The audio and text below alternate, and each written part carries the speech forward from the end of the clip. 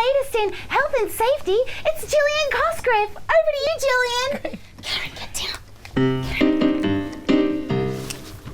In 1898, there was a company that made cough syrup out of heroin, marketed specifically for children who were sick. But soon these kids were faking it so they could get a fix.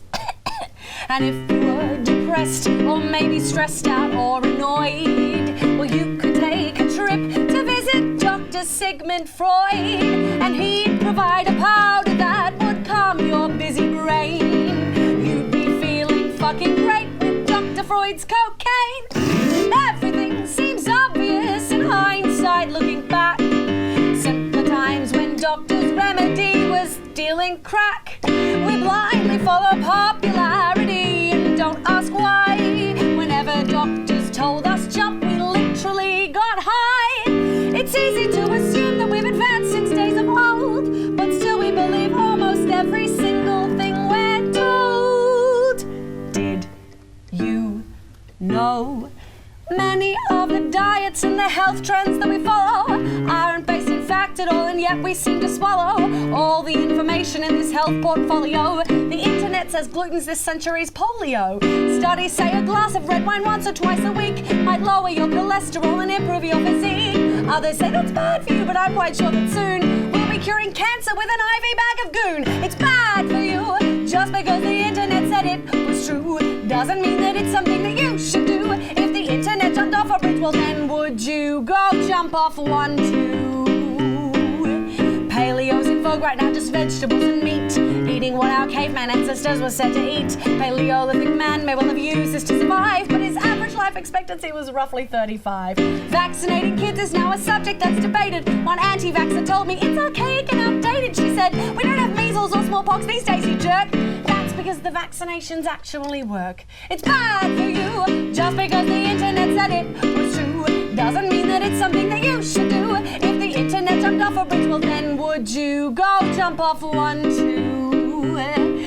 Now, ladies and gentlemen, there are a lot of things out there that are bad for you that you might not have even known about.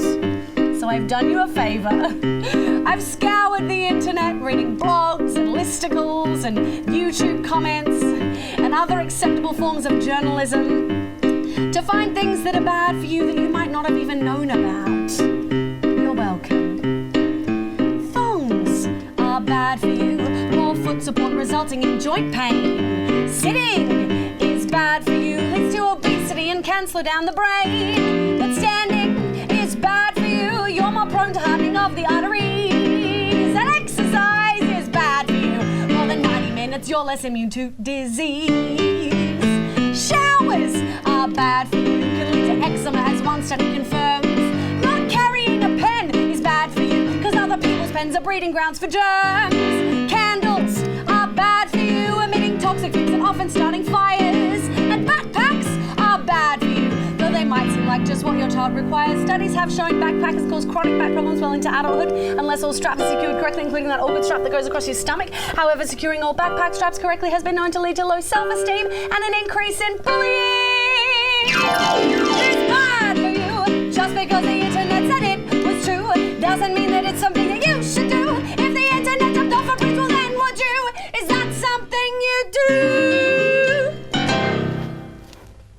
Everything seems obvious in hindsight looking back. Simpler times when doctor's remedy was dealing crack. We blindly follow popularity and don't ask why.